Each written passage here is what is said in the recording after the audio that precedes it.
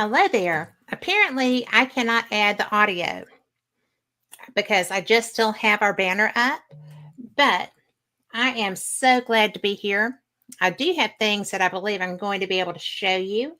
I have my friend Kim Hoholek, who is really, oh, there we There are. we are. Woohoo!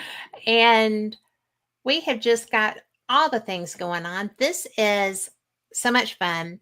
And something has happened to Carl. We don't know where he is, but we're just going to rock this boat and we'll hear from him soon. I know we will. But I just wanted to let you know that I am so excited to have Kimmy here. She is, first of all, a parrot head and a friend of mine for right at 20 years, really, from Over Margaritaville Parrot Heads. She is, she's just a really cool person. She is one of the best photographers, and I do not say that lightly because you know what? I'm a photographer too. And if I'm giving that out, it's well deserved that she is one of the best photographers I have ever seen work. Her imaging will take your breath away. And you can find her. What is the photography page? Can you help me with that? Or they can just go to the Facebook page, Kim Hoholik Photography. Pretty Thank you. simple. And like and follow the page. Well, do because you're going to want some of those photos, and you can get them from her. So, one of the things that I have been so impressed with, I'm trying to change some of the stuff, and I don't know where Carl is. So, if you are up to it, please give him a little bit of a prayer up there because between him and Tammy and all the babies and all the love they have and stuff, it's just, you just want things to be just right for them. So that's what we're going to push for. But Kimmy has always been, I'm saying this like I'm talking about you. You're not even there, right? I'm not here. But you are. There is Carl. Carl's here. He's okay. Oh You're yay, okay, right, Carl. Carl? Okay. But you have been going into your woods for, I guess, 10 years now and getting all of this work, working with Donna, just going and looking for things, right? Yep. Why did you start going into those woods, especially when you started finding structures? You're so brave. But I'm always gone into the woods. Where I was born is out in a rural area and there's just Yeah. woods surrounding me. So, at a young age, I would just go miles back behind the house and just explore by myself and no fear. I was always comfortable being in the woods. But the research work, I've always had an interest in the paranormal ever since I was little. I would say probably my first introduction to it was a local movie that was called The Capture of Bigfoot, which was produced by Bill Rebane in a local area. And as a little kid, I'm watching it, and my brothers are teasing me. They're like, "Oh yeah, that's real, that's real," and they thought it was, a joke. But I was like, "No, I think Not that a can be joke. real." So always been fascinated. And then And when your I friend moved Jay is to in chat, by the way, Hey Jay, and Tom McNicholas. hi. So when I moved to My Whitewater, friend I too. started to learn more about the Beast of Bray Road. And so I started to get more curious, and I was doing a lot of research on the internet. And then it kind of led up to around 2017. I found a video on YouTube of something that was in the area where I lived. Somebody was filming of something weird that happened, and it happened to be Donna. And I reached out to her, and I'm like, "Hey, that's like in my neighborhood. And hey, I had something kind of similar happen there." And we just started chatting, and we hit it off. And she took me out field researching with her, and it was a little scary at first because then once like, hey, there's something else out here, when the whole time I've been naive going into the woods, never thinking anything of it. And so then it kind of like your mind starts to play tricks on you. But then in time, I just got used to it. And I'm like, okay, I'm back to just being comfortable in the woods again. Well, how long did it take for that process to get through? To get over To that? Not to get long. over the fear side of it? maybe a couple times out in the woods, and then it was like fine. I think if you're guided under somebody that's been doing it for so long and is used to the area, then it's not so bad. Well, but you had already been used to it. Was it just the shock of knowing that there were other things there? Yeah, I never heard of this Beast Had of you Bray never heard a Road. cat or heard Yeah. something else walking with you or anything? Nope. I was always Wow. comfortable, always at Wow. peace walking in the woods. I I did until I heard a big cat scream really close to my house one night. And that was kind of what made me decide that, hmm, not without weaponry, and it's not going to be mace. I mean, because I didn't want to be lunch. And with Nothing's ever that, bothered me, so yeah. yeah, well, I got very cautious after that because I had kids and we lived very far outside of Atlanta in a little town. And it was nothing for the kids to be out in the woods. They would go and build dams and do all the kid stuff that little boys do. And there were God knows how many acres that they could just, I think it was like 167 acres. And as long as they didn't get around the lake, then they were allowed to pretty much do whatever Sure. until then. Until then. And then I started putting some, every hour. I have to know where you are every hour or maybe every two. I don't know. Depends on how far out you are. Wow. But I mean, we're talking kindergarten and first graders, and they were completely at home doing that, just like you. Yeah. But when I heard that, I was just kind of like, I'm not doing that. So, and I tried to keep him from doing it for a while, and then that was just mean. You know, Sure. he too grew up doing that, and it was his idea at the best time. Yeah. When you realized when you started going with Donna, because I remember that. I remember when you started because you were like, guess what? And then you started showing me your pictures of the structures that you were coming across. Yeah. And I had never really, I don't think I had interviewed Jay Beachin yet. And he's probably my favorite Bigfoot guy to talk to. But there's a guy down here who is Alabama Hay, who is Alabama Paranormal and Bigfoot. And I had seen some of the stuff that he would film, like when he would, because he'd always leave a camera on his shoulder facing back when he walked out. And I saw a juvenile get up beside a tree because I was just watching. And it was not a bush because it stood up and walked away. And I was like, oh my goodness, I can't believe I just saw that. And I mean, it was live. So it Right. was hello, Woo Riders. But it was so interesting to me that that had been there. Oh, Sure. it's Florida. I love Northwest Florida. I don't get to spend much time on the East Coast, but thank you for being here. But the fun part for me was realizing that I actually saw it. Have you had that happen yet? Not yet. Hearing noises, Yeah.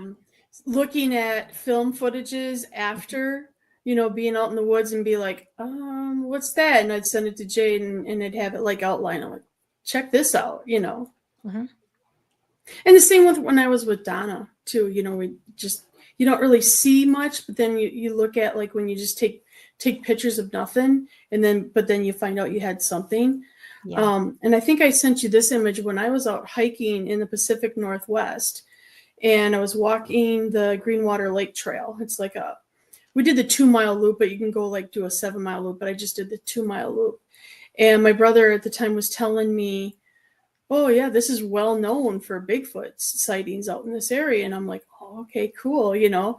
And then it wasn't until like a couple years later I just started going through those photos and I started looking and I'm like, what? And zoomed in and you could see a perfect outline shape of what could be a Bigfoot. And I just thought that was like the coolest thing, you know, and it was like back in a distance, you know, just watching. That's so wicked cool. I mean, genuinely, so wicked Yeah. cool.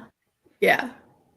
So, um, I did have media assets in here. Carl, do you see them?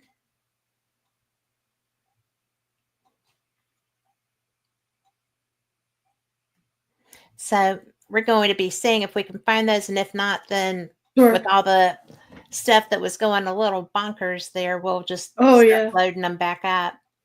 But Sure. I was really, I'm always so impressed with your work.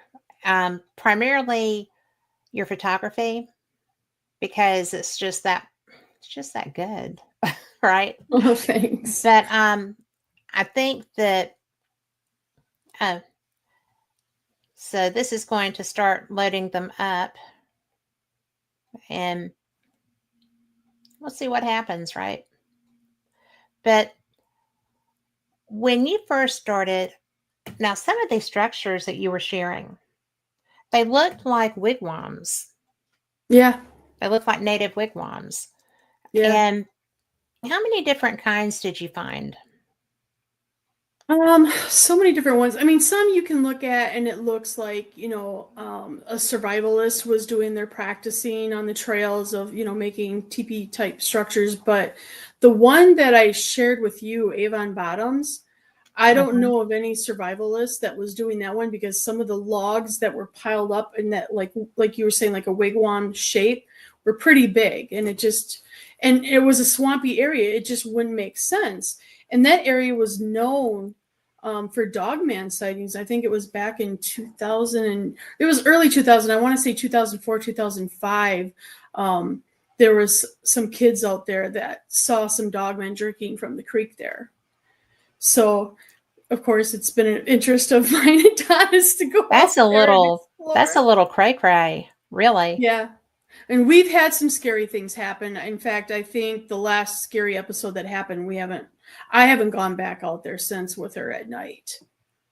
Because we I always just feel more had, vulnerable at night because yeah, predators are made to be able to see in that. yeah. So And that's a scary area. yeah, I mean, one of the things that I have not um, appreciated as much as I should is the fact that I got to interview um, Linda prior to her passing. Yeah, And that was something that was really a gift. I was so impressed with her. yeah, And I didn't know what I was getting before the the first conversation. And it was so much fun because very few people have that history, especially around Bray Road, and right. the lack of fear also. Linda Godfrey she was a badass. Yeah, And she totally didn't look like it or sound like it. nope. So, I mean, she's what everybody wants to be, right? When they're Yeah. brave and strong and tough and come on, guys, what are you hanging back for? Kind of stuff. But I'm not that person. I get scared. But We'll get you out there. well, I don't mind a crowd. I don't. And but I do know people, Bush Wikowski, before he passed away, we interviewed together several times, and he was, New England. And he was all about dogmen. And I mean, they wouldn't really hunt them because that's stupid. Right. But they Yeah. would, like, if there were animals disappearing or whatever, they would go and investigate and be around. And he said that there were like 3 or 4 guys, and they all had their trucks, because they were wrapping up, and they were all armed. And a dog man came walking through. I think it was think it was three. I don't remember for sure. I think it was three.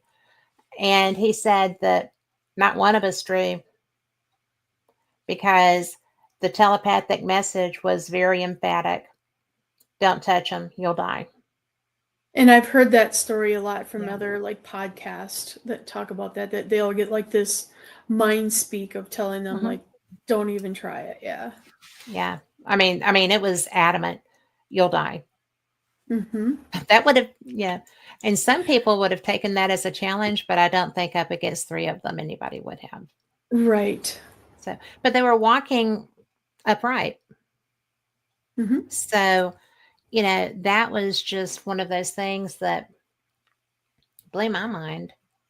I, again, I'm sensitive enough. I have my gifts, and I've so far every animal that I've ever been around was my friend, even the one that tried to eat my face one day.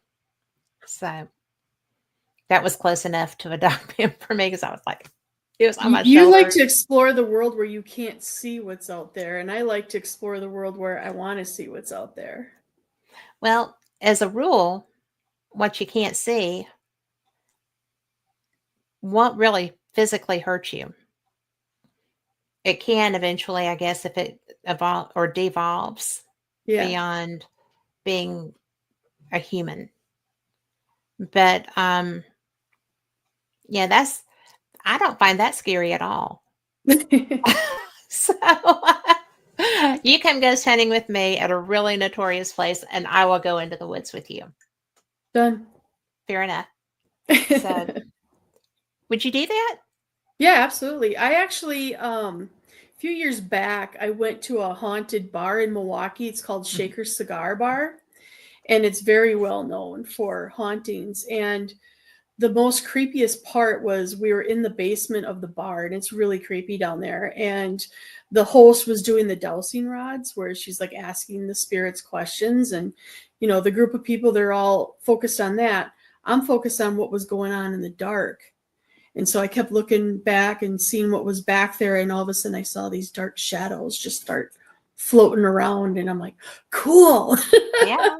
And I didn't tell the rest of them because there were some skeptics in the group. They were just there for the heck of it. And I kept that to myself. I'm like, no, that was for me. It is for you Yeah. because they weren't moving for anybody else. Everybody else was focused on her. Yep. So that was a gift. Absolutely. How cool.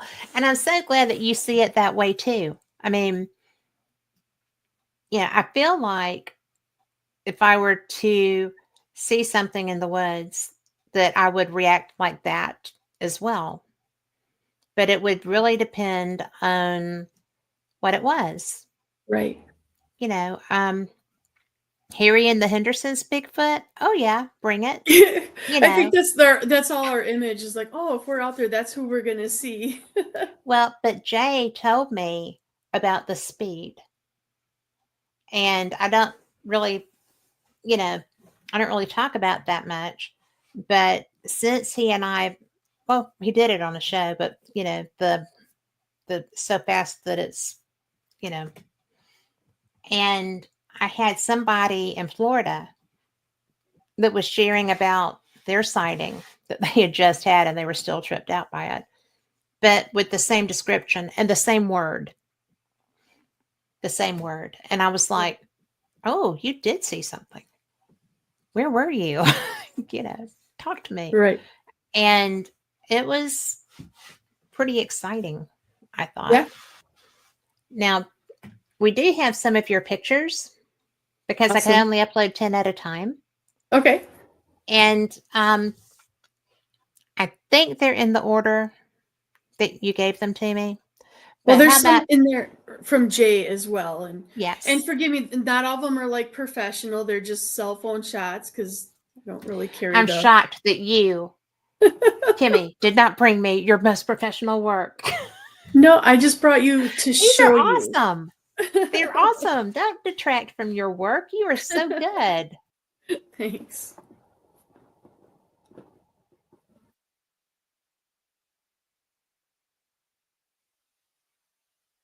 Oh, there's Carl, and he's on mute.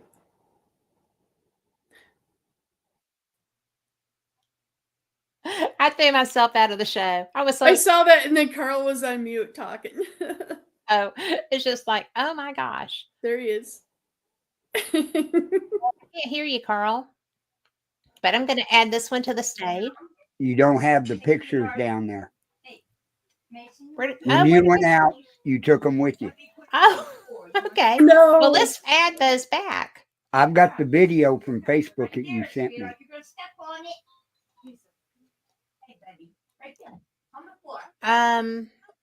for tonight's show with her. Oh, yes. Okay. Well, I'm going to go and grab these back and we're going to add them in. Awesome. I lost Carl. No, I didn't. Okay. This is a very strange night. It's only because I'm here flying. and I bring the tech issues with me, so enjoy. Well, I'm going to tell you, between you and me both, this is going to be an interesting night because I have a 4 a.m. flight in the morning, a 5 a.m. flight in the morning that I'm going to be, but I'm going to be wending my way to Arkansas, so that'll be fun. Hey, you're getting a little bit closer to me. I am a little closer to you. Inch up a few miles up. Come see me. You could come down to Eureka Springs. Ooh, very nice. I've been to Hot Springs, Arkansas. I loved it there. Have you really? Mm-hmm. What was it like? Was it awesome? It was hot. You did not do that. Yeah, of course I did. You're in so much trouble, little missy. No, it really is a beautiful area. I went to a cousin's wedding there in this I think it was called Chapel in the Woods, where it's all glass. Oh my. And then you just see, yeah, it was really beautiful. Tom, yes, Tom. Mercury, that's the problem. It's totally my problem. It's been biting me in the butt this month. Yeah. So now let's see if we can pull some of these up. Where are they? All right. I'm going to pull the first one up and you can just talk me through them. Sure. This is gorgeous. Jay knows this spot. So we're in the Kettle Moraine, right? Southern unit. And I took this photo as Jay was explaining that this was the intro to his very first documentary, where he was just kind of like walking down the woods there. So I thought, well, I got to photograph it because I just think it's just a really cool area.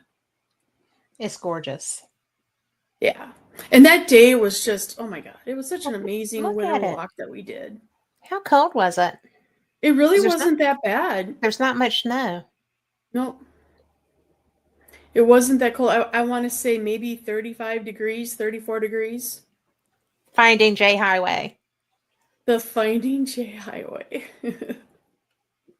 Yeah. Cool. Well, and then, there's some guy coming up here. Just don't know who you're going to let on the show. Look at that break. I'm telling you. So this is Mr. Jay Bachochin. And at this part here, we were kind of doing some film footage. And he was kind of describing how odd that this branch was just shoved up into the tree.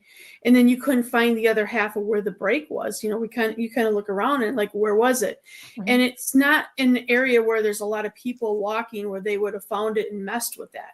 Because we kind of went off the trail quite a ways to where this location was. So it was just kind of an interesting area, and hopefully he'll cover some more of that in the documentary when it comes out. Well, I'm ready. I'm ready to see I'm ready too. All right. And then here's some chick. Random chick. That's Sherry. It is Sherry. Sherry, she hikes with us, and we're like the three amigos out there. I adore her. Should be. Always fun to have friends working with you. Oh, gosh, yeah. And then he's just overcome by this guy is just sitting on the job, right? He's not doing anything. We're doing all the work, and then he just sits back and tips his hat. Well, at least you got a hat tip of appreciation, right? Sure. We'll call Fun. it that. Let's see.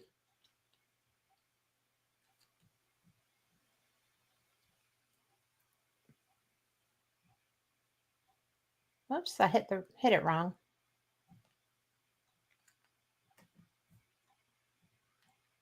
Well, that is just not. This looks like a video. Oh, maybe not.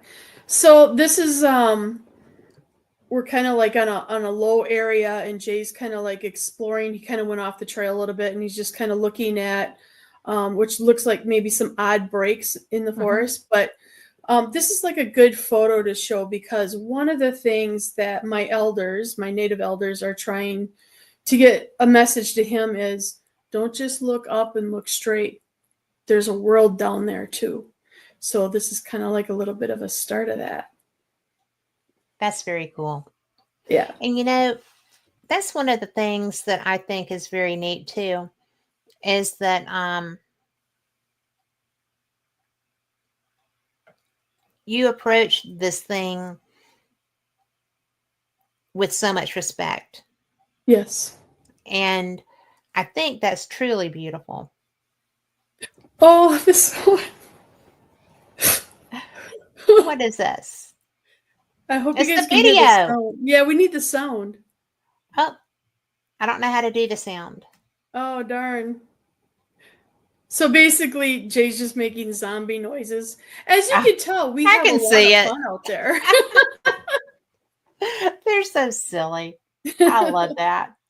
I mean, that's Okay, what you now, gotta do. I mean, yeah, we're out there researching, but you gotta have fun too. well, you're not out there because you hate it. Right, absolutely. And I'm trying to come. Oh, I've got your screen recording. And then I'm also going to add, There we go, yeah.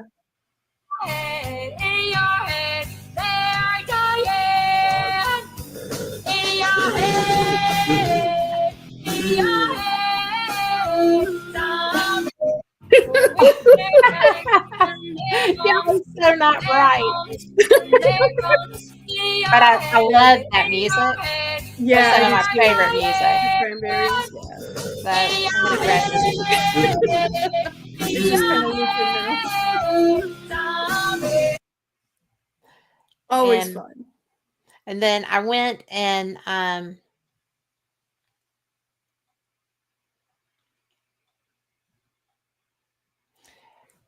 I think we're going to save that trailer for later. Sure. So, because we have another hour and a half, so we do have another hour and a half, and I'm going to try to take down some of the images that I've already shared so that we can share the other ones, because it won't let me add but 10 of them. That's so So, weird. which It I must thought, be like a space or something. well, just something that they have a rule for. Everybody has rules, and neither one of us like rules. So you follow Right? them pretty well, though. I color outside the lines too. That is true. That's why we're parrot heads. Heck yeah. And not only that, but parrot heads that run together, right?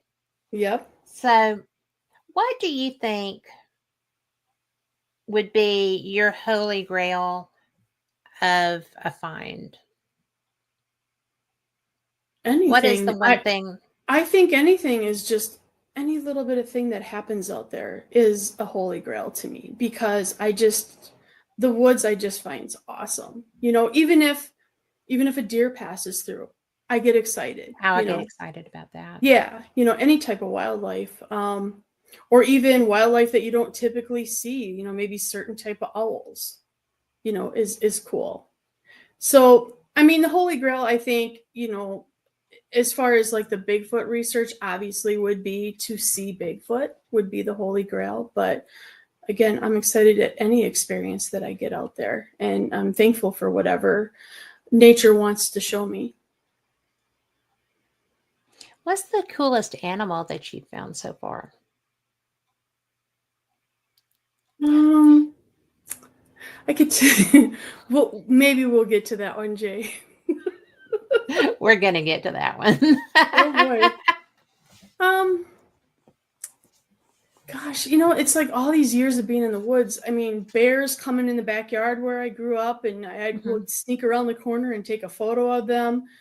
I think one of the things that was kind of caught me off guard as I was going to go photograph in this one area up north, and I start walking down a trail by myself, and I see a coyote in the distance, and I'm like, that's a lone coyote on the trail in my path.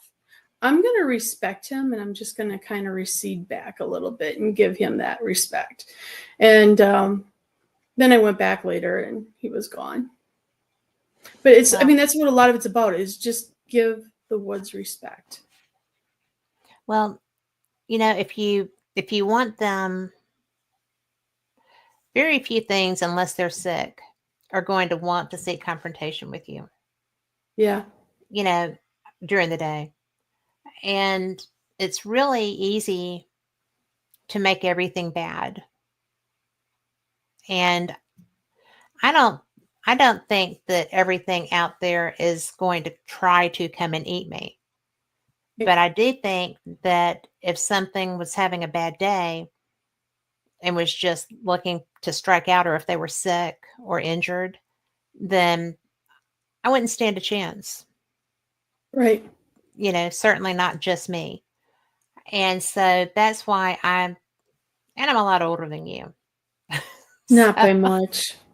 yeah, kind of I am. But it's just, I guess I've learned to not poke the bear, as it were. Right. It's if I'm out there with other people that are familiar with the woods I'm in, Mm-hmm. I'm fine. But if I'm out there and I'm by myself, I don't generally tend to stay long, because I love the beauty and the peace. And when I used to go to camp every year, it was always in the woods, and we could do whatever because there was always enough people around making noise that nothing was going to come into that environment unless they were sick. I mean, unless there was something wrong with them. Right. And so, it's like I just was very cautious when it's quiet and I'm out there. Absolutely. You So, have to be very when the woods goes completely silence, where you don't hear a bird, a cricket, nothing. mhm. Be on alert, because that's usually a sign of predators in the area. And it doesn't really matter what kind of predator. They always react like that. Yeah. My birds, I feed birds. I love birds. I didn't really love birds until I put a bird feeder out, and now I'm like that weird lady that feeds, Right. and it can't be the red seeds. They don't like the red seeds. So, which I find very particular for birds. You're getting free food. And I don't feed when they should be out eating stuff. Right. Yeah. I don't want them to be dependent. Right. So, I usually, like, wintertime for a couple months, I'll do feeding them, and then, like, right now I'm not feeding, and then they'll come on my balcony and just look at me like, chick, I'm what are you sorry. doing? Yeah. I do that. But I will Right. say that because did you know that hummingbirds migrate to the Caribbean? Yeah. I did not know that. And so I was feeding my hummingbirds because I have a couple of feeders, and nobody came. And I was like, oh my God, I've killed the hummingbirds. I didn't know what was happening. Oh, they should be And coming back in your area by now. I have them. I saw my Okay. first one yesterday. Awesome. So I was like, yay. But I mean, I had them come and land on my toe. My son was so funny because my hands, kind of businessy hands, party in the shoes. So, or on the deck. But Nice. I had one just come and land on my toe, and my son, he's so funny. He was like, Mom, it's like freaking Disney World up in here, seriously. And I'm like, animals like me. You're Snow Dogs, White. cats, kids, doesn't matter. Not too many grown-ups, and I'm kidding. Grown-ups are pretty okay. But, I'm and that's what sometimes because I have such an affinity for animals, and I would love to meet Bigfoot, but I also respect that power too. And, when Jay was talking about being out there with his at the time 4-year-old, that kind of got my attention too. Right. So, well, enough about my fears. This is about you. It's all good. Well, what is, because I know that you do work professionally as a photographer, Yeah. and that's part of what started. I've always liked your work. We've always shared pictures and, Yeah. when we were doing stuff. And when you started, because you do a lot of work in the Native community and a lot of work there, and you you really are being guided by elders through everything that you do, Yep. which I think is very special, and that's a gift. That It's is such a sacred. gift. Yeah. And the things that they're entrusting you with are also sacred. Yes. And I think that's very cool that they recognize that within you. I agree. And when you started working with them, it kind of developed through the photography, didn't it? Through being Yeah. active in your community with that. Yeah. Actually, started in 2019 as a muralist out of New York, was here in my town painting a mural of a Native American called Black Hawk. And that's when I started to get to know a little bit more of the Native community and this one certain individual elder, Billy Bob. Yeah, he's a troublemaker. That's when we first met. And then, like, the following year, that muralist came back and painted another Native American mural. And him and I just sat and heckled the artist. And yeah, we just became best course of you did. buds. And he became one of my first teaching elders. And he still, to this day, is guiding me. And then also on that same, going back to June, is when I met the other elder. I didn't personally connect with him right away, but I was very impressed with him because he was giving Native American stories at the grand opening of the mural, or the blessing of the mural. And I was just sitting there on the asphalt looking up at him just in awe. And I'm like, wow, he's an amazing storyteller. And a couple years ago, I started to work with him a little bit more, and he just kind of took me under his wing and started teaching me. And I felt like I was going through a crash course of learning a lot of the culture and things like that. And I didn't know why. And I'm like, wow, we're just covering so much. And I'm trying to take notes, and I'm trying to retain a lot of this stuff. And I just think that the Great Spirit was preparing me that he was going to be leaving his time here on earth, because in the fall of that year, he passed away. So I'm sorry. yeah, it was hard, but I appreciate everything that he tried to give me knowledge over in that time frame. And also, before he passed away, I was able to introduce him to Jay, and Jay was able to have a couple-hour phone conversation with him and start his journey and learning a little bit more on, what is the Native perspective of Bigfoot. And my elder told me after he had the conversation with him, he says, continue teaching him. Learn what you can, and you carry that, what you're learning, your teachings, to Jay, because it's important. That's interesting. And so special. Because what Jay is doing out there, that's sacred. It is. Because I see him every time we go into the woods, he's giving respect before he enters those woods. And that's important and that's appreciated. Well, and he says, yes, teacher, thank you. Yeah. Okay, sunrise. But okay, now you've brought us back to the question of the moment. Let's talk about the human shield. Oh, Jay. So He wouldn't feed it if it wasn't good. yeah, he knows we're gonna talk about it. So as you know, I'm pretty fearless going out there, and I usually don't react much when we're out there.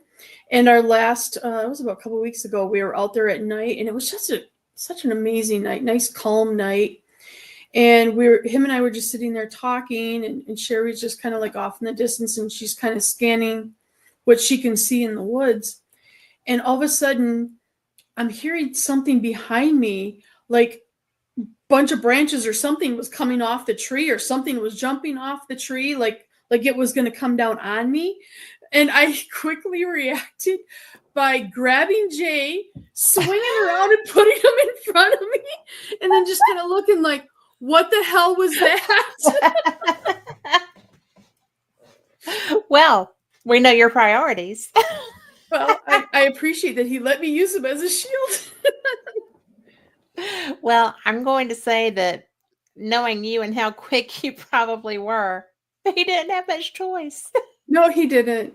And Sherry saw what it was, and apparently there was like a big owl that was sitting there watching us the whole time, and it took off in flight, and it just made this bunch of noise when Oh, it took off from the they are tree. not silent flyers when they're taken off. No.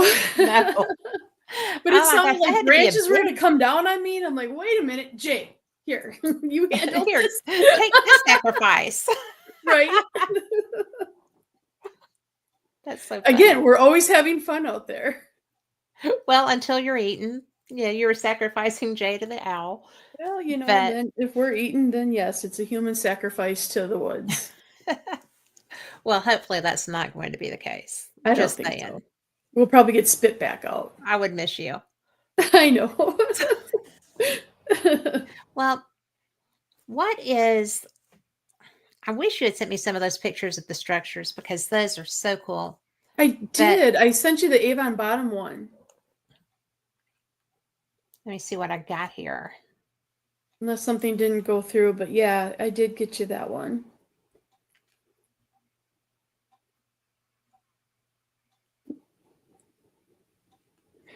Jay says he's got my back. He always will have your back. And I think that was my glasses that fell.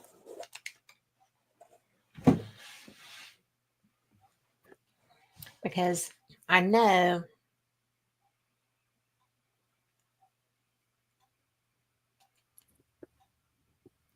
I'm adding more images, guys. Talk amongst yourselves. But Does anybody in chat have any questions so far? Besides Jay, he doesn't count. that's funny. He's gonna get his feelings hurt.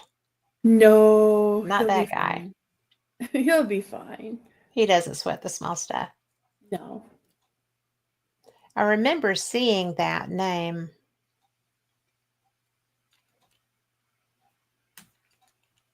That's why I'm looking as I go through because I think I labeled it Avon structure. I think you or did too. something. Yeah.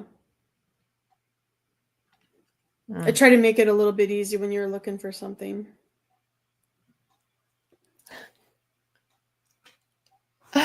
Yes, Jay. bring those questions, you.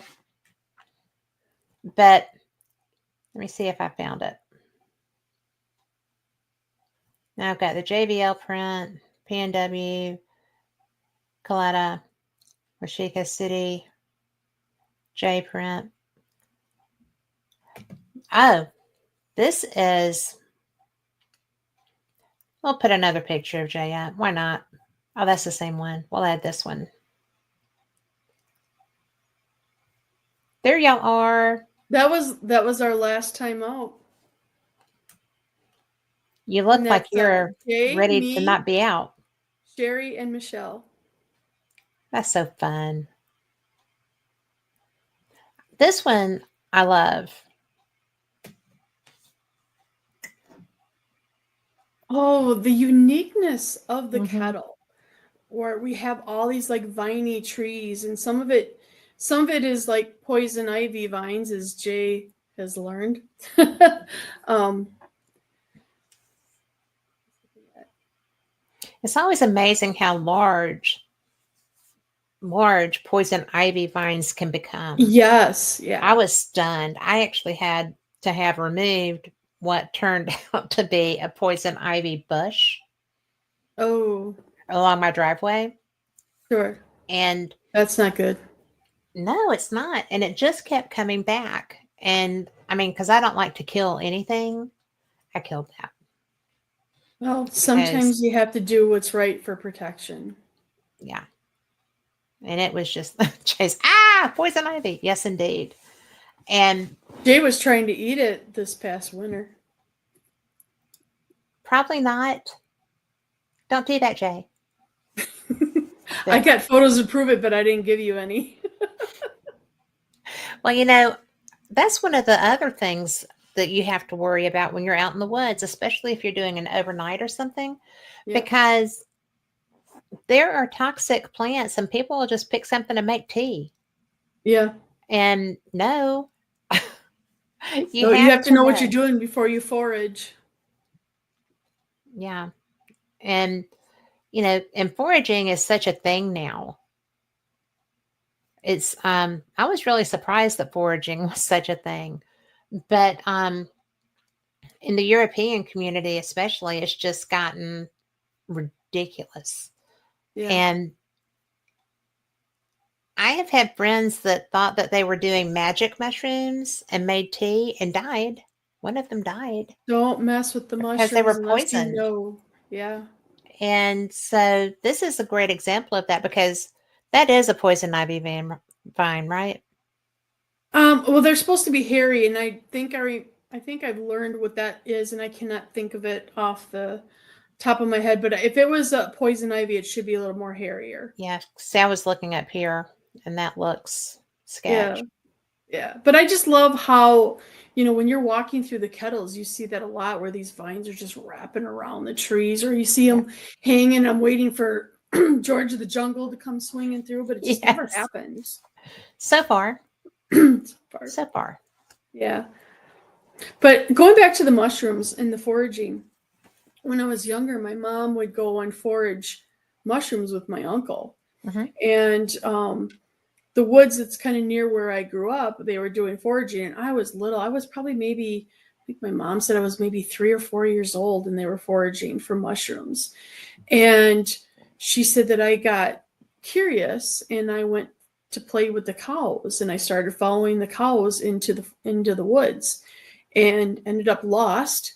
She couldn't find me. And I just remember I'm like so like I remember like just bits and pieces of it. I'm just like following the cows, and next thing you know it, nobody's around me.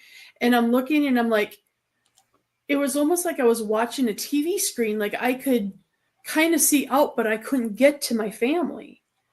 And my mom says I was lost probably about 20 minutes, and then they Oh, found wow. me. She had to be So frantic. So I started to think about all of the David Paulides films Hmm. of Missing 411, and just like, where you hear of these little kids being taken, but sometimes they're returned, and it just kind of made me wonder, like, I could have been a part of that. Well, you could. And Yeah. what is your take on mystical creatures of the forest? There's some native lore on that as well. Hmm. Some of it can be good and some of it can be bad. And some of the stuff that the Native Americans won't even mention the name because they don't want to draw attention to it. Hmm. I believe anything is possible. I do too. And I especially feel that if the lore has been there through this many generations, that you shouldn't doubt it. Right? Especially like in Cherokee, we have the little people. And The Ojibwe believe in that too. So it's like in the tribes around here, they also believe in the little people. And, I know that if I do go into woods, if I go into a forest, I carry dimes so that For the Fae. I can leave something. And it depends, if if I come across a fairy circle Yeah. or something. And that's something I didn't know that was everywhere. But when I was in Scotland this last time, we went to, we were with Highland Paranormal up in around the Inverness area, a little north of there. And we went to a place that had a stream. It wasn't a well, but it was a stream. And there was all this fabric tied everywhere.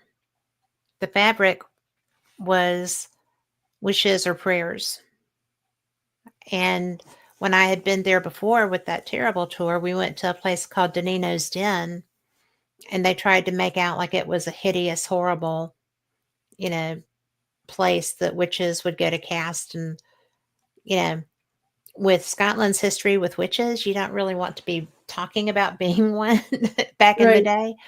So, but it was behind a church, and it's actually very beautiful. That's when my knee was broken and I couldn't go down Oh yeah. because the stairs were like a foot thick and mossy.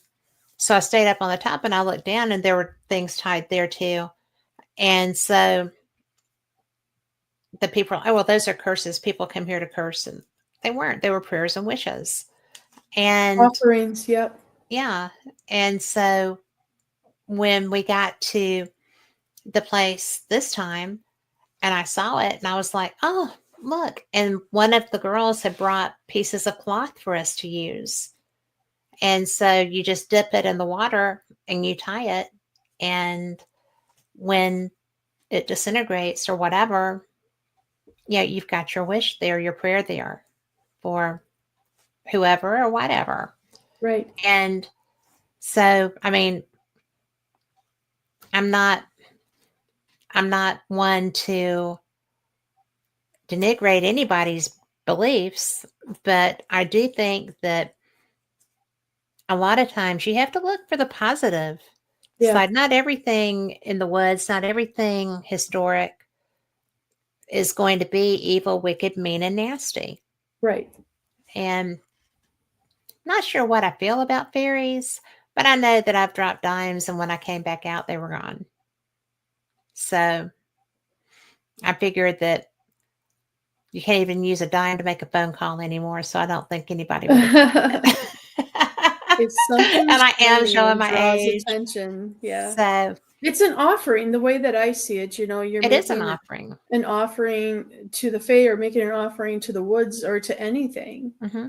In Native belief, it's good to make offerings. One It's of the like things scattering corn. between my elder and what I have taught Jay, and this is something that he's learned in this past year and he's now doing and showing more respect and reciprocity, is tobacco offering. Mm-hmm. When he's thankful for something or something's shown to him, he knows to take that tobacco out of his pouch and Mm-hmm. use your left hand and say miigwech or thank you and Yes. release it. That's really neat. And because really, you're not necessarily a guest in their house, but you kind of are. Right. It's Jay's tick, poison ivy, and mosquitoes carrying disease. Yes. He's paranoid. Well, he's always covered though. If you watch the videos and see, there's no flesh shining anywhere. Everything's tucked in, everything's zipped, everything's tight. So always a safety boy. Yep. But it's really an interesting thing to watch and see how other people are within a forest. And Right.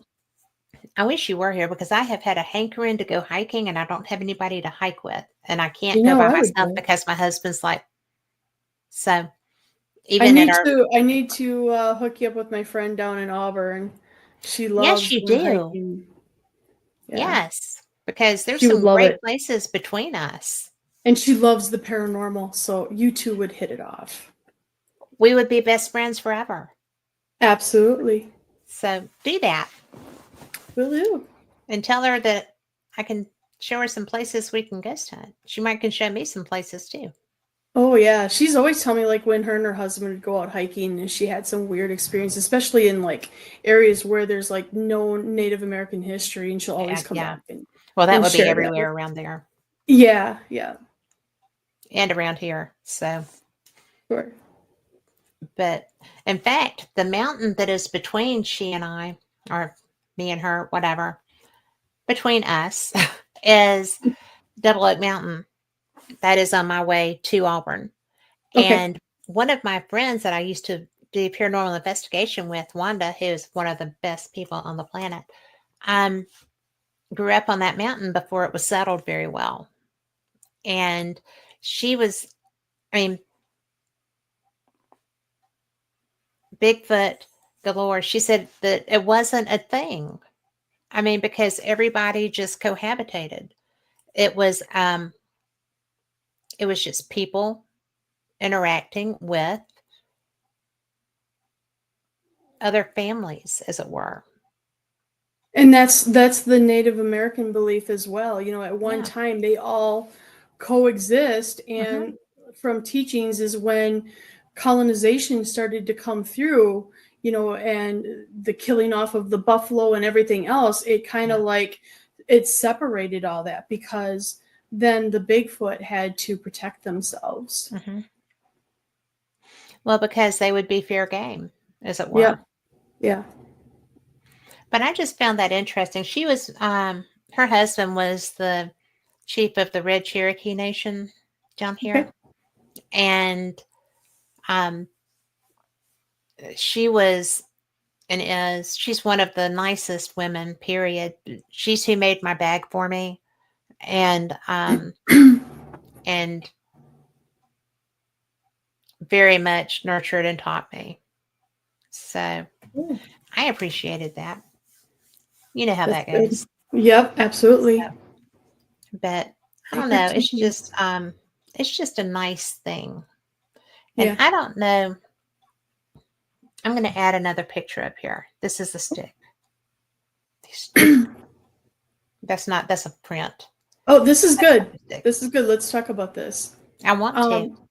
So Jay and I, we've been, you know, talking for years and always chatting back and forth about Bigfoot. And finally, last year, it was like, hey, why don't I come out in the woods with you and kind of teach you a little bit more, you know, as far as like the native side of things. And he said, oh, yeah, that'd be great because I've been wanting to do that. So my very first hike with him, they were telling me about a story of what happened in their previous night hike where, as Sherry would call it, the shakedown, you know, where she just kind of felt a lot of fear and was kind of off into this area that was just close to the parking area. And so I was listening to her story and I'm like, I wonder if I'll find anything there. So I just kind of walked up to that area and looked down. I'm like, hey, I think I found a print. It was a little bit faded because of, you know, the weather in between time, but that's why, you know, Jay took out the tape measure, and you might not be able to tell as much in that photo, but we could, you know, we could see like toe prints in that. Mm-hmm. And so like the very first thing, my first hike with him is like, hey, I found something. And so now we kind of joke that I'm his tracker because there's a lot of things that I've been finding along the way ever since. Well, you kind of are a tracker. Yeah. I mean, that's not offensive. That's true. Yeah. So, because that's how you recognize. I cannot. I mean, I'm going to bring this back up again, but I still could not believe it when you were sending me your photos for that first show ever and you were just sharing stuff with me. Yeah. And I'm looking at these images and I'm like, how did she get this? This is so cool. And there were different kinds of structures. I mean, they weren't just the wigwam. It Right. was um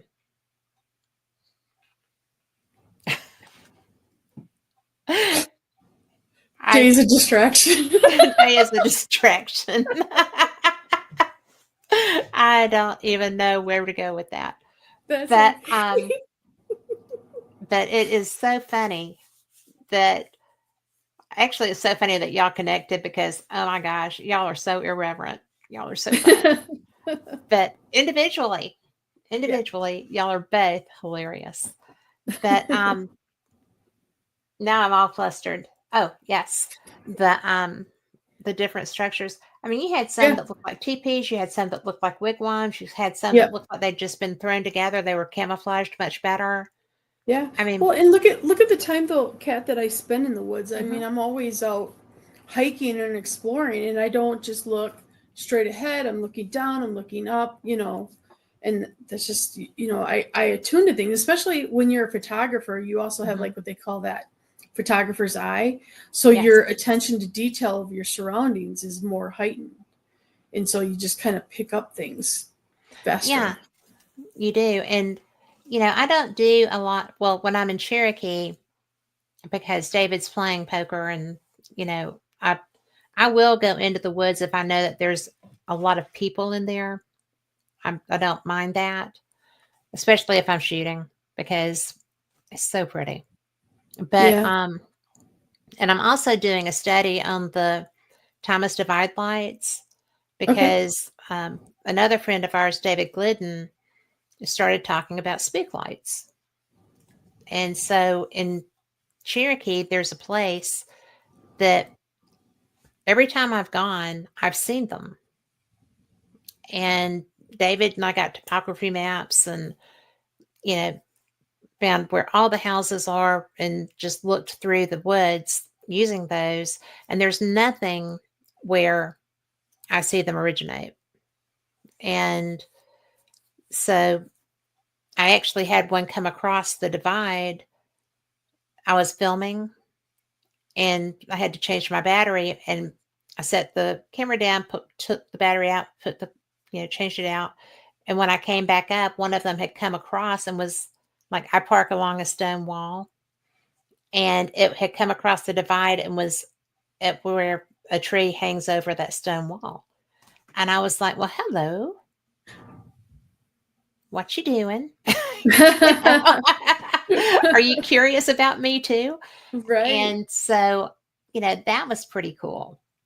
But but I won't stop there if there's other people there because I stay in my car to film too Okay. because there's a lot of bear there. But mainly there's boar, and boar Oh, I've are heard. mean. Yeah. I think in the South, I would be a little bit more cautious because of what you have compared to here in northern Wisconsin. Yeah, we have coyotes, bear, occasionally mountain lion, Mhm. wolves more in the northern part. Yeah. Um, which I mean, I'm okay with that stuff, but I know that it seems like there's more aggressive animals maybe in the south and Well, boar sometimes a are little bit to the crazy. west. Yeah. I mean, they will leave nothing. They'll never know what happened to you. And I was on my way up to the divide one night. You have to you have to get in there because they'll close the gates on the Blue Ridge Parkway, Oh, sure. and because it's part of a state park. Yeah. And if you're not in, then, you can get out, but you can't get back in. And I was coming through and I kept seeing reflections, and I slowed down because I didn't want to hit anything. And there was a sow with like tons, I guess maybe 12 or 13 babies. And I'm like, oh, I am not getting out of this car, period, Right. while I'm up here tonight. Because sometimes I will if there's nobody around, but not Sure. not when I know that there's something aggressive around me. So that was a danger. That would have been a if I didn't know what that meant, it would have been Right. bad. So Yeah, no kidding. so I do get out some when I feel safe. But I was at Thomas Divide last trip. We were up there, and a car went by me and then turned around and pulled in and was trying to park like across the front of my car. And I just put it in gear and I started rolling and they moved. That's Because, so odd. yeah, and it was a It's guy. odd behavior. Well, it was odd behavior and it was a guy. So I think that he was up to no good Right. or trying to be. Right. I would have hit his car on my way to the ranger station. But you just have to know your room. Yep. So, well, how big is that? Because I can't see that. I was It trying to find wasn't my glasses and they're Yeah, it lost. wasn't really big. It looks like 14 inches, if I'm reading that right. Pretty big for a foot. I mean, yeah, and this is like, I don't think there's a whole lot of hikers back on this trail because this trail is just a little bit kind of secluded. So, I mean, and it's kind of a rough terrain, so I can't see anyone barefoot wanting to walk that barefooted. Yeah. Okay, so 14 Jay by says 6. 14 and then by 6. Yeah, so it was pretty big. And like I said, the photo doesn't show it, but we could see the toes on the top part there. You could see like a little bit of toe You can imprints. see, I'm pointing like you can see me pointing, but up there at the top, you can see the indentation. Yes, yep. That's interesting. 5 digits. I didn't know that. I guess I should have known, but I didn't realize that they had always 5 toes.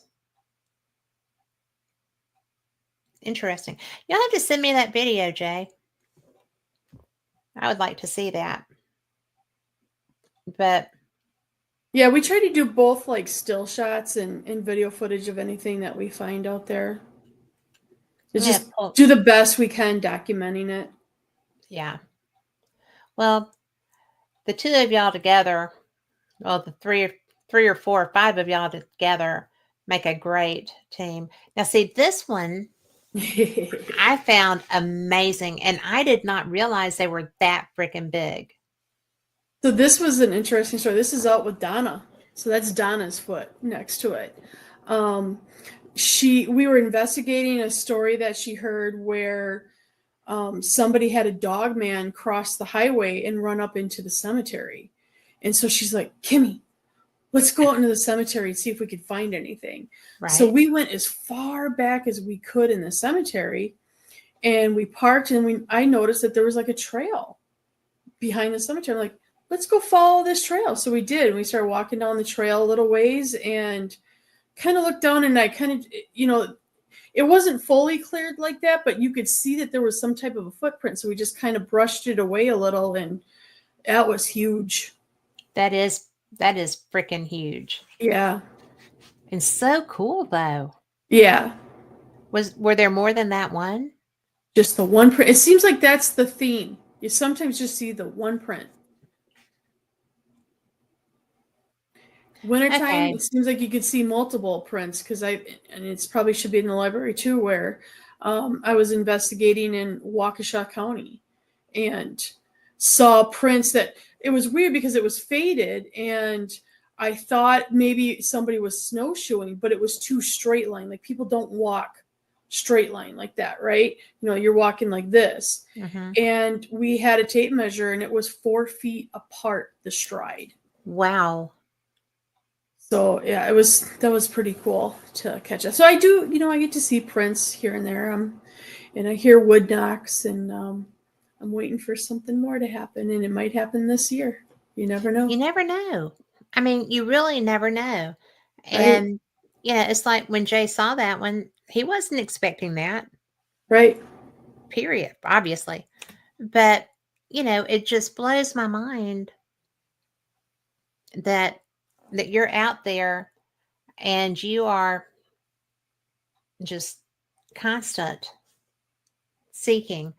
And that's why teaming up with this guy was a good decision, I think. Oh yeah. Y'all can seek together. Yep.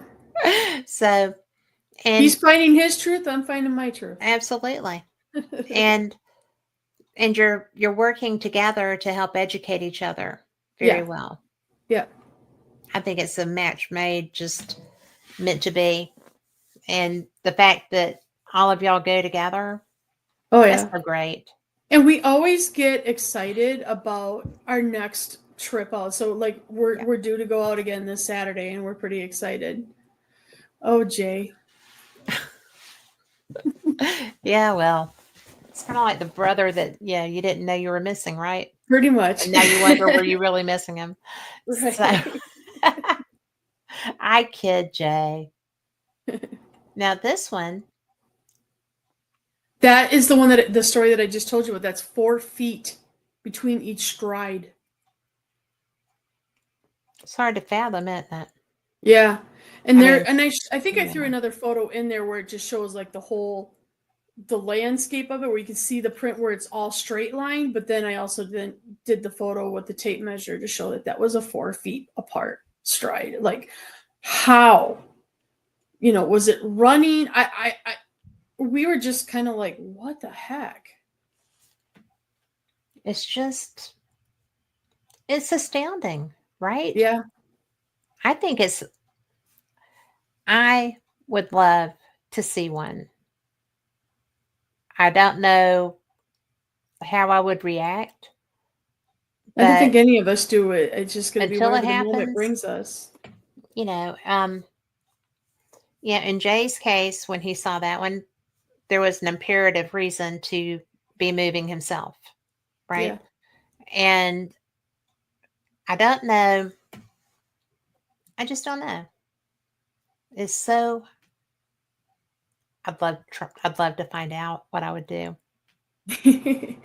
Come with us. You're a little far, baby. You get your can do friend it. from get your friend from Auburn up here with me. Definitely. Now I'm going to pull this one down because I don't know what this is. Now I'm all turned around. Oh my gosh! I This know what this this is is. your. I know where this is. This is when I was explaining about the Greenwater Lake hike. And I started looking closely at the shadows in the photo after I kind of like talking with Donna, Mm-hmm. and she always says, "Look for the shadows in the photo." So if you look in the left kind of corner, Mm-hmm. in between two trees, you'll Mm-hmm. see a dark figure standing there, and it has Yep. like you can see the head and the shoulders. Yep. I do have another image, it probably zoomed in more, but I don't know if you have that one. But yeah, it was pretty impressive. This one. I mean, when I saw this, I just thought, "Holy wow!" And now, where is this? This is it's close to Mount Rainier National Park, and there's this area. It's called Greenwater Lake, and oh my god, it's like one of my favorite hikes when I'm out there. So it's like when I go back out there, I always like I got to go to Greenwater Lake and do that Mm-hmm. hike. It's a gorgeous hike, but yeah, and it's just funny because that was my first hike out there, and that was at the same time my brother's telling me like, "Oh, it's very well known for Sasquatch sightings here." And then it's like I go back and look at my photos, and I'm like, "Okay, he wasn't Indeed. lying because there's something there." Indeed. Yes. Yeah, But I mean, look at that beauty. yeah, it's oh You my know, gosh, the Pacific Northwest is like my favorite area to go and visit and hike. you know, it's I had what was her name? Shelly Montana. Yes, I I think that's. interviewed her. Did you hear that show? It's been a I long think I time. did. Yeah, But she got like Bigfoot Explorer of the Year or something. I yeah. mean, and she was part of that Mount Olympus program. Isn't that what it's Okay. called? And is she still doing it? Because you reacted to her so strongly. I haven't. I just remember we talked about her, and I Hmm. remember her being on your show, and we talked about that. But yeah, it was just kind of interesting because she investigates out there. Um, and I've been to the Olympics, and I've been to like really well known areas in the Olympic Park where, or the Olympic Mountains where there's known Sasquatches. In Hmm. fact, I was just watching a TikTok video today of somebody that was in the whole national rainforest, and they says that how it's well known for sightings in there, and it's like, well, dang it, I didn't get to see anything when I was in that rainforest, but it is gorgeous. I just like, even if you're not gonna find a Bigfoot, I Yeah. recommend getting out there and exploring those parks out there. Well, it's the one place I haven't been yet. So I I'm ready to see that area. My dad used to love to go there. They went um, down the Columbia River, if I'm not mistaken. Over by Oregon? Hmm. Yeah. And anytime you can get around something that looks like this, you have to. Yeah. I Oh, mean, Oregon is gorgeous. I mean, if yeah. you take that coastal trip, it's like every time I take that trip down the coast, it's breathtaking. It's like one of my favorite trips to do is you start up in Washington and you go down into Oregon. And I even got to do part of the Goonies tour. So I Did came you in through, really? yes, I went to Astoria and went to the Goonie house during their 30-year anniversary. Oh, And I wow. went to the Goonie jail and got to tour that and went to Cannon Beach and got to see the rock. So yeah, that was fun. I love stuff. I'm such a sap. I Well, just, I love that stuff. there's like so much film history in Oregon in general. It's like Mhm. you get to, like my favorite. It's like a really small town on the heart or on the coast there of Oregon. Is Depot Bay. Mhm. Favorite area. I even see whales out there too. Pretty cool. That's cool. Yeah, and Depot Bay was famous for a scene from One Flew Over the Cuckoo's Nest when they stole the boat and went out fishing. Really? Yeah, so that was in Depot Bay that was filmed. That's cool. I love And that movie. then there was another, it wasn't too far from where my friends lived in Lebanon. I can't remember the name of the town where there was part of Stand By Me was filmed.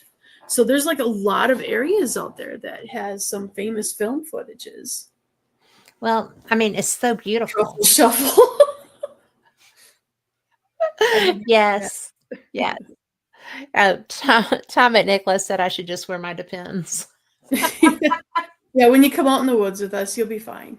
I'll be fine. Well, and I'm not fearful if I'm not by myself. I love it. I think it's the most beautiful thing you can do. And I'm so disappointed that and I've actually put out on Facebook and to my kids' friends and stuff, you know, looking for a hiking partner if anybody wants to go hiking. And so Sometimes far, it's hard, crickets. yeah. I mean, down by you, I can kind of see it a little bit more, especially like with the type of animals. But here, I love, and I know that you yell at me, Jay yells at me. I love solo hiking. I like just being away from people and just getting out there and connecting with nature. And I'll Well, go a long time out there by myself. I don't care. yeah. Well, I don't. If I felt if I felt like I was as fierce as I thought I was when I was in my 20s and would be an idiot all the time, I wouldn't mind it. But I have, I've learned that it's like those boar. Yeah, What if I hadn't seen them and had right. been out, you know, and because it wasn't that far from where I was going to be stopping? It's just there's stuff out there Yeah, and you have to respect it. yep. I mean, you don't need to be really fearful. I'm not terrified. I'm just, if something were to happen to me and I made it through, David would kill me. Like, he's just like, he usually thinks I'm a little bit too adventurous anyway, but you have to be or you won't ever get to do anything. Right. You The got to first time I, take risks in life. We the can't first time we I went can't to stay out. Scotland, Yeah. I didn't tell him I was going. I didn't tell him I bought my ticket. And then I did. So Uh-oh. he was like, "You're not going." I said, "I already got my ticket." But in all fairness, my best friend was going and my best guy friend was the talent on that trip. So, you know, I knew how safe I was going to be. And once he realized that I really, really want to do this, I mean, because I could have gotten my money back, Yeah. maybe. But, I was just like, I want to do this. So that was one thing. But if something were to happen to me in the woods because I was dumb enough to go in there by myself and not be, you know, not saying that you're dumb to do that. You're comfortable in your woods. You know your woods.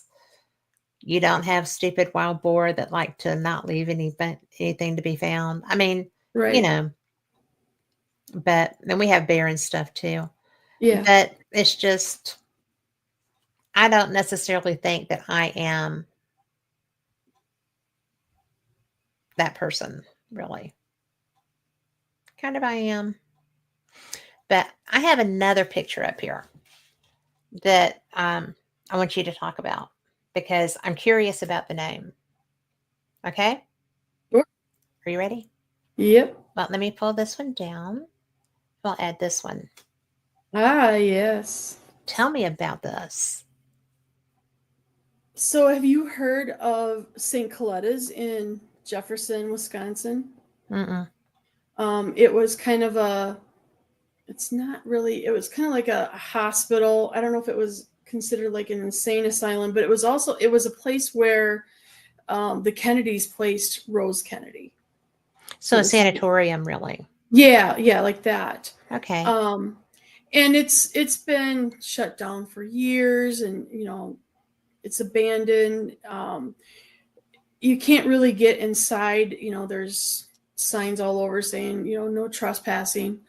So, but you can go around the perimeter of it a little bit. And so me and some friends, we were just kind of walking around, and I just looked at that window and I thought how unique where the glass broke Mm-hmm. and it made that heart shape. Yeah.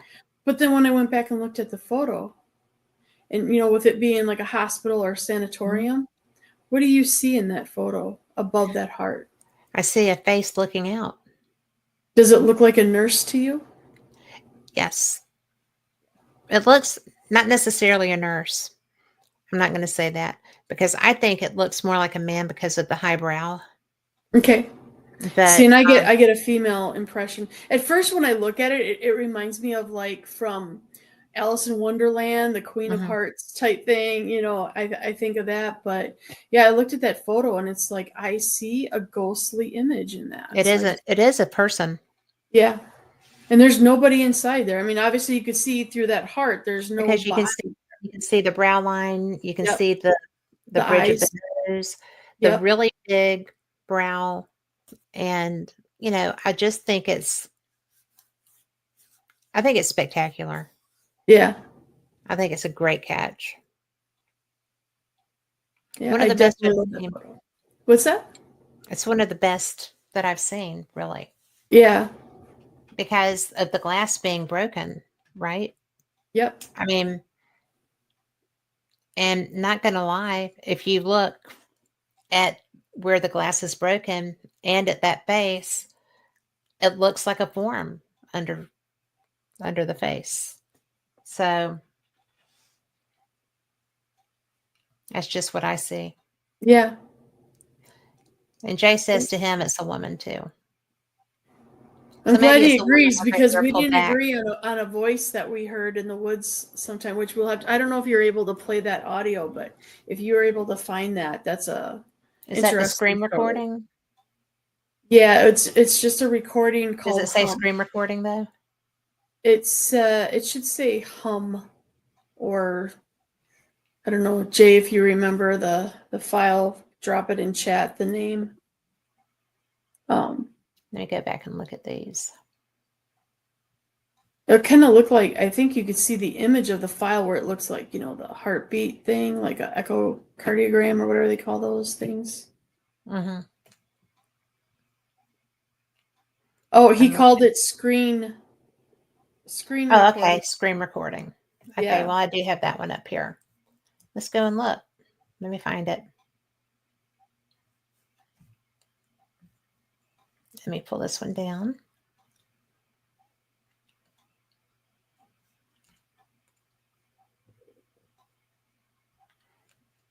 Let's see.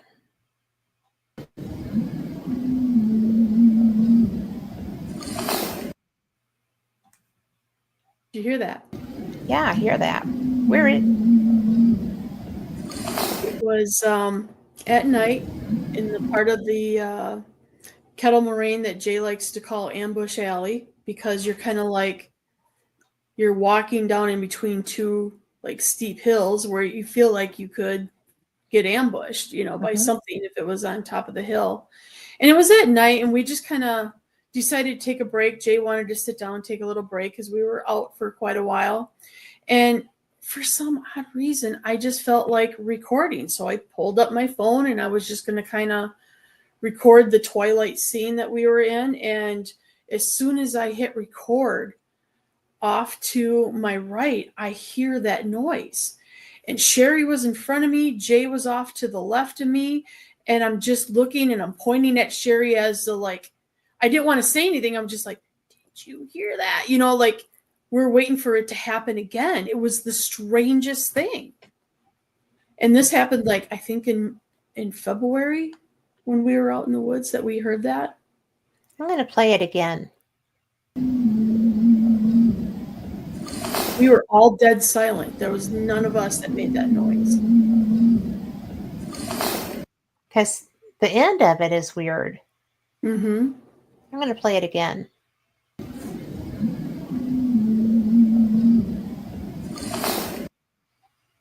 It sounds native. I think Jay said that. Or maybe Sherry did. That it was I like a mean, native thing. because it And- sounds like the and then a drum, Yeah. Yeah, like maybe a melody of some sort. like a chant. Yeah.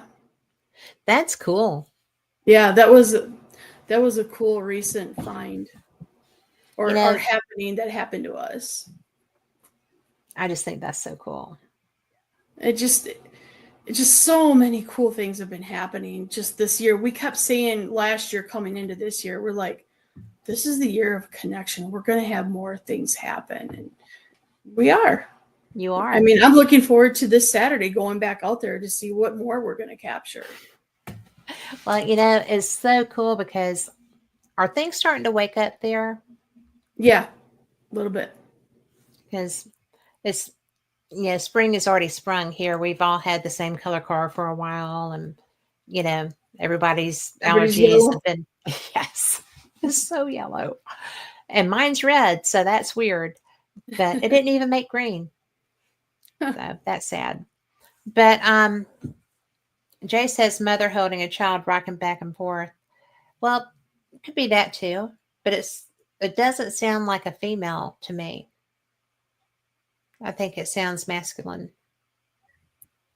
And Everybody hears things differently. Different.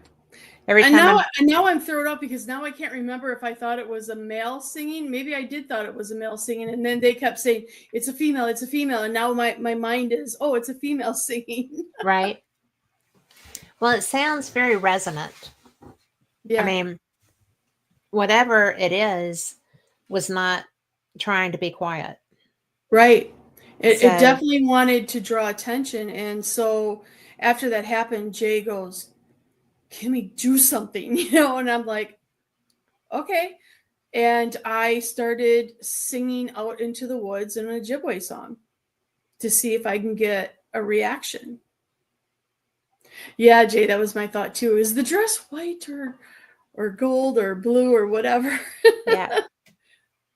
Yeah, it's a perception thing. Everything is though. I Yeah. mean, when we're investigating, when I'm, ghost hunting,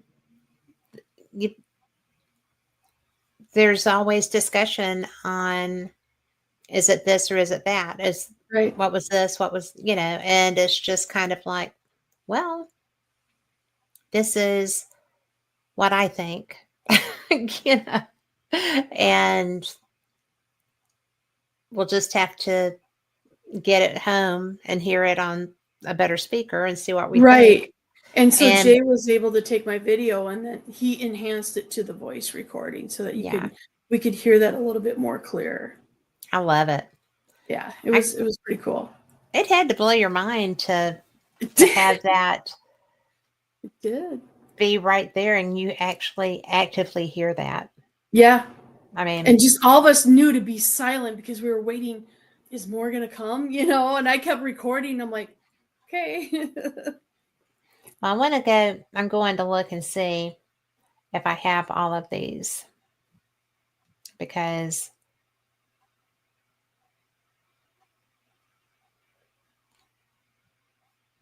Right, Jay. Yeah, my first impression was that hum was a male, and then Jay said it was a female. I think Sherry said it was a. They both interpreted it as a female. And it's like more that I listen to it, yeah, I kind of get the female impression, but for some reason when I first heard it, my impression was that was a male singing, a male with a higher tone voice. I think it sounds male, but I wasn't there. But I do think it sounds male.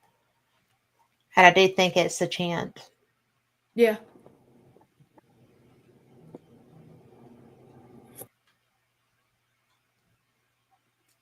Hang on, I've got to move something out there.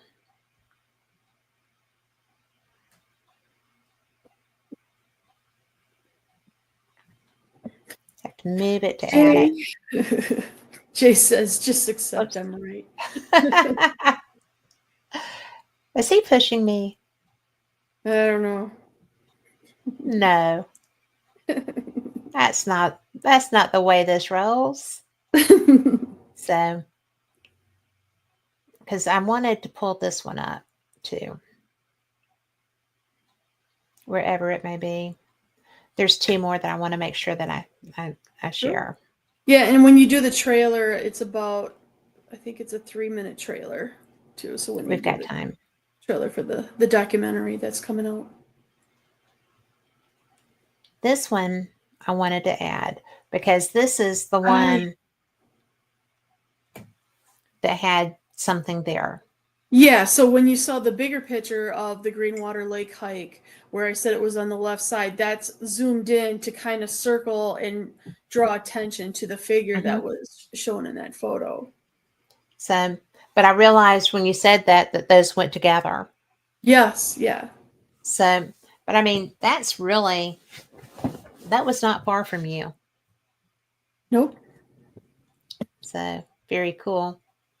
And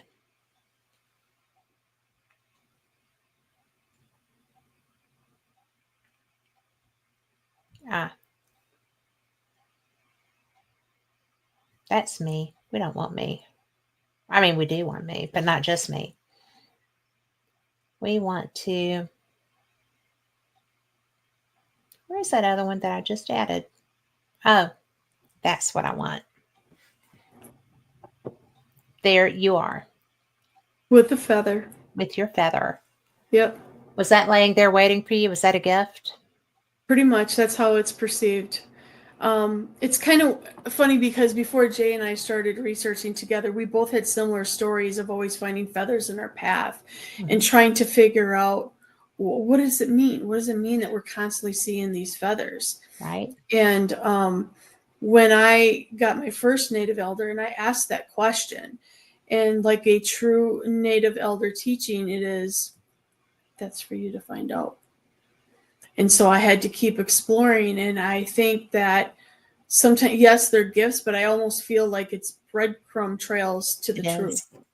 And I think I know now what this is. It was guiding me to my calling and what I need to be doing in life. And so I don't see them as much. I still find them once in a while, but not as frequent.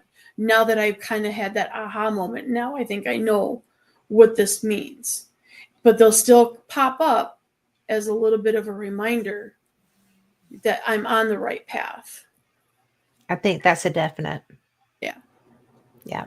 And Jay was experiencing the same thing, where I get that. I mean, yeah, he I was get starting feathers. to find feathers and wanted to know, well, what does this mean? And he went to one of my elders and asked that question and was basically told the same thing. That's for you to find out.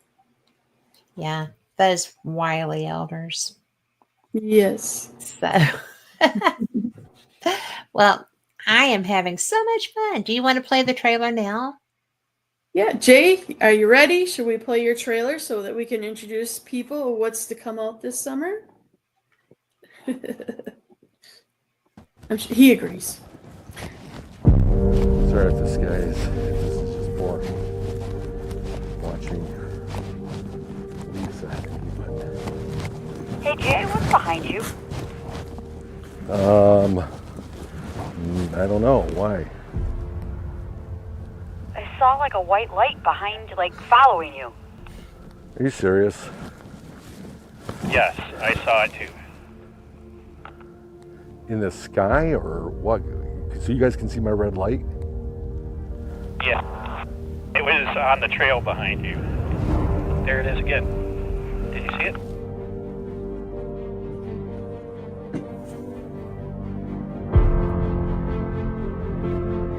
In the beginning, I came here for something simple, solitude, maybe just an escape.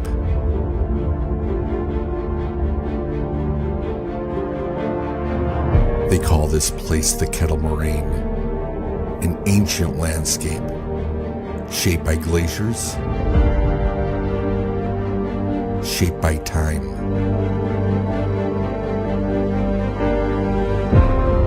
Over the years, the trails became familiar and the terrain imprinted on me. I realized this land is not just a place. It is a partner in my story. I've hiked these woods with my family and friends, even friends now gone, but never forgotten.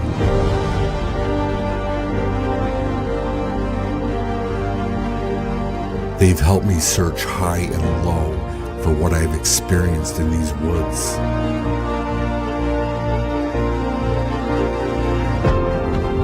Bigfoot. I was fortunate to not only find a print, but cast it. Not as proof or a trophy. I needed something tangible to connect with. The Native Americans connected with Bigfoot in the past, but not scientifically. Rather, they listened to the wind and the woods and looked for the smallest signs. It's not a legend or stories or scary tales. It's a reality for us. I've been taking a new approach to listen to these living woods.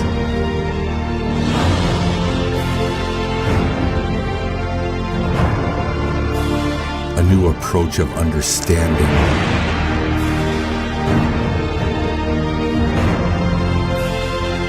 For God created everything in heaven and on earth, the seen and unseen things. Learning the ways of those before me, my heart now has respect for these woods. A respect I thought I'd never had.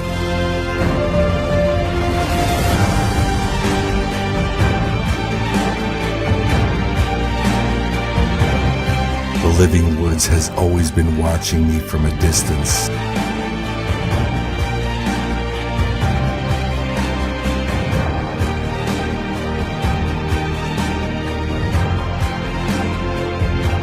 My faith in God, the Native American ways, and using science will help me find the truth. This journey is about more than just connecting with nature. It's about discovering how our lives are shaped by forces beyond us.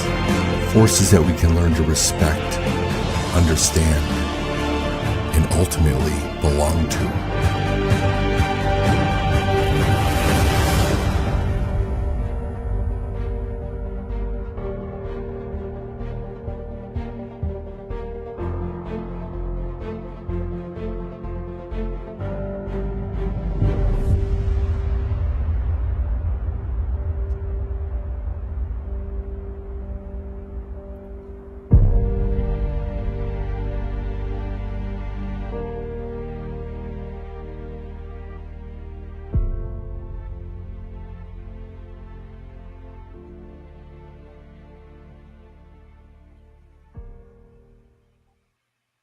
You ready to see more of that, Kat? I am so ready to see more of that. Exciting. It is exciting. And, you know, it's part of why I like Jay so well, because he brings other people on this journey with him. And I'm so glad that you're part of that too. Me too. It just, when we were part of something else, it was family then too. Yep. And it still is. That, for those that may have missed it at the beginning, we met online over 20 years ago. And we've been friends ever since. And we participated on a very tight web board. We used to have what we called flockings, and people would go places we've never met face to face. And it doesn't matter because we're family. Yep. And so when I see you stepping out and becoming part of this, and I see you growing in your customs and your photography and your love shining through your work, your love for your town, your love for your environment, your love for your ancestry, everything that you're involved in that matters so much to you. And I think it's interesting that now, after all this time, we're connected in our quest for the unknown. Yeah. And I think that the people that you're working with, I know, are brilliant. And they're brilliant humans and wonderful people. And so you are a natural fit in that. And I think that did you ever think back in the day that this is where you would be? No, back when we started out in the old web board, Mm-hmm. not in a million years did I think where I was at then that I would be doing this today. Yeah. It's crazy. Your whole journey. Huh? Your whole journey. Yeah.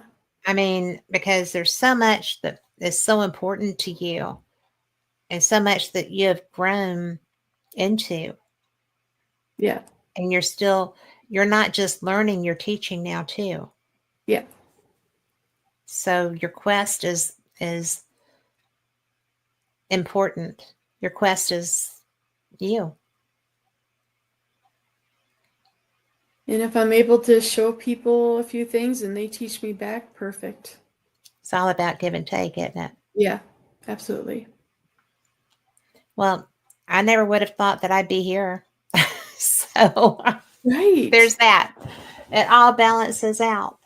So I think when I look at our Parrot Head family and where we were 20 years ago and where everybody's at today, it's like everybody just seems to be doing so great in their path. well, look at Lori and Tom. Living their dream. Living the dream. And, there's just so... And he was 110% right about everything. Yeah. So, there's so many people that aren't still with us that, we still miss. Yeah. But I think that what brought us together came back together again. And I'm so appreciative of that. Yeah, me too. If it wasn't for Facebook, we would have lost each other. Right? Because the web board fell apart and it's like Facebook happened and slowly we all started connecting. And then what's great about it is that we help each other connect with other people. Maybe they're non-parrot heads, but they're part of what you and I are doing. Mm-hmm. Jennifer Malik, for one. Oh, yes. Great connection. Yeah. Well, and that's somebody whose life is 110 different from what it was supposed to, or what it was, not necessarily what it was supposed to be, but because I do think that things work out for whatever reason, even when we can't see it, they work out the way they're supposed to. Yeah. But her journey has not been easy, No. but she's still here, and she's We very still well have her. loved. Yes. So And she's a great teacher too of the she is a paranormal, with brilliant all of her teacher. experiences, and when her and Kevin, they were doing MUFON and all that. It's just like Mhm. I loved hearing Oh about yeah. their stories. Well, it's just they were great teachers Yes. together, Yep. and she still is. She is. We're so fortunate, We are. We're blessed. we are blessed, and we get to do all the And then we weird have things Jay, we like. but Huh? What'd then you- we got Jay. What did you say? I'm just giving Jay a hard time because Oh, well, you are stuck with him, so yeah. we kid, Jay. You're wonderful. And Sherry too, and your whole family. Absolutely. But I just am I'm so thankful to be where I am, because with what I do, I get to see what is around you too. And how fortunate are we? It's such a blessing all the way. Yes. Yeah. Thank you, Jay. Bye, Jay. We'll talk Good soon. night. And so we are done. I have had the best time. Me Do you too. care if I play that trailer one more time? You go right ahead. Okay. Let's see if I can.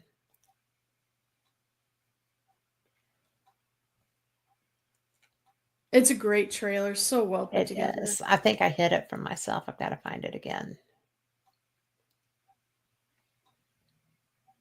And it will be, I don't know if Jay's still with us in chat. It's coming out in August in Pennsylvania at, I think it was like a camp thing that they're doing out there. And then I think shortly after, maybe more fall time, it should be available on like Amazon to stream. Well, I do all of his things on Amazon. So, here it goes. Sorry if this guy is bored watching. I just want people to see it again. Yeah. Hey, Jay, what's behind you?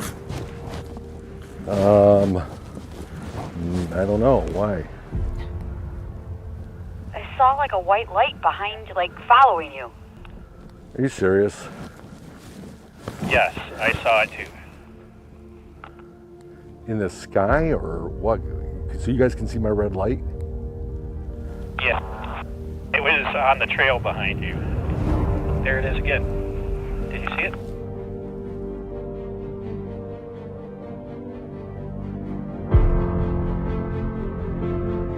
In the beginning, I came here for something simple, solitude, maybe just an escape.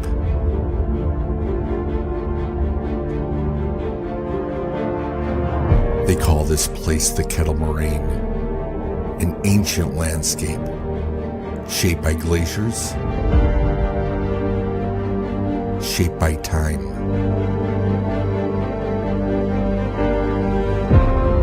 Over the years, the trails became familiar and the terrain imprinted on me. I realized this land is not just a place.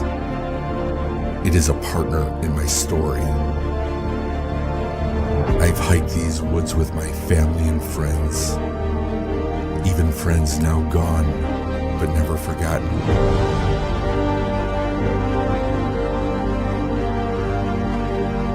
They've helped me search high and low for what I've experienced in these woods.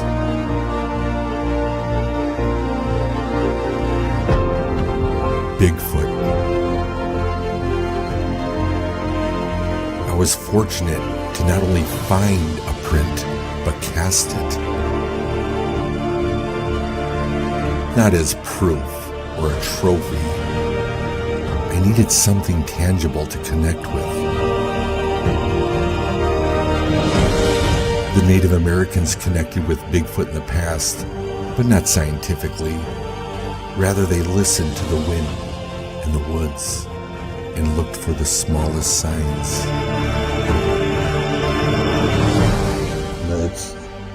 not a legend or stories or scary tales. It's a reality for us. I've been taking a new approach to listen to these living woods.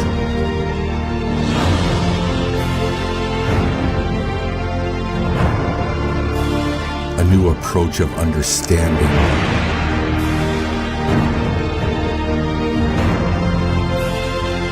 For God created everything in heaven and on earth, the seen and unseen things. Learning the ways of those before me, my heart now has respect for these woods. A respect I thought I'd never had.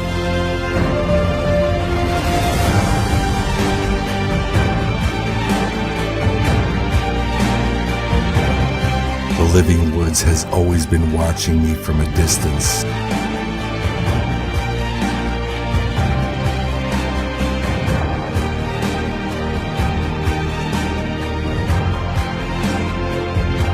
My faith in God, the Native American ways, and using science will help me find the truth. This journey is about more than just connecting with nature. It's about discovering how our lives are shaped by forces beyond us, forces that we can learn to respect, understand, and ultimately belong to.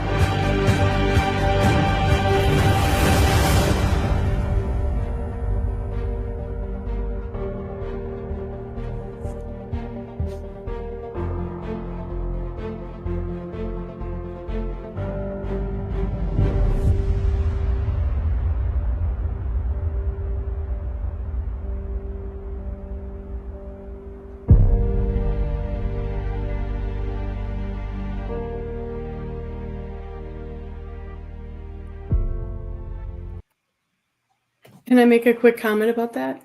Please do.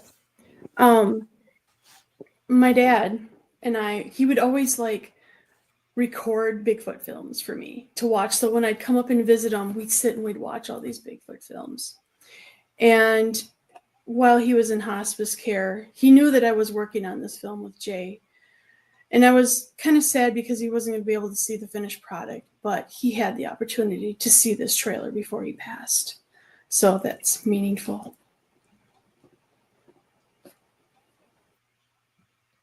Yes, it is. And I'm so glad.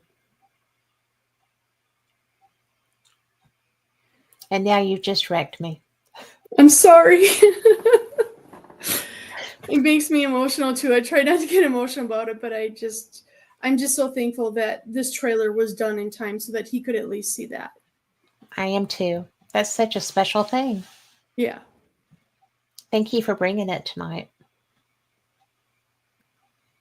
And for being here tonight. Of course, anytime. Yeah. Well, we'll do it again. And for everyone listening, thank you so much. We appreciate you. Appreciate you being here. And if you're listening to this in rebroadcast, I hope you enjoyed it because we sure did have fun doing it. And we will see you next week. Saying, oh, do we have time? I've lost Carl. We lost Carl again? No, he's there. I just couldn't find him. Do we have time right quick? Okay. We're not. We will, Sunday will be a rebroadcast. I will be in Eureka Springs, Arkansas for the Ozark Mountain UFO Conference. So, I will be doing live feeds here and there through the course of the event because I love this conference. It is so up close and personal. If you are anywhere nearby, come to it. I mean, the lecturers are all just mingling right around in. People are so nice. The people that come and attend are fun. They're going to have some different cosplayers. There's going to be things happening and it'll be fun. And you'll get to see me and Lori because Lori is coming to help me with some of the interviews I'm going to be doing. So come play, come learn. Oh my gosh, there's going to be so much about consciousness at this one. You will love it. I know I'm going to love it. So, except for having to be up so early in the morning, it's well worth it. So, thank you very much. Be blessed. Kimmy, you be blessed. You And too. good night, everybody.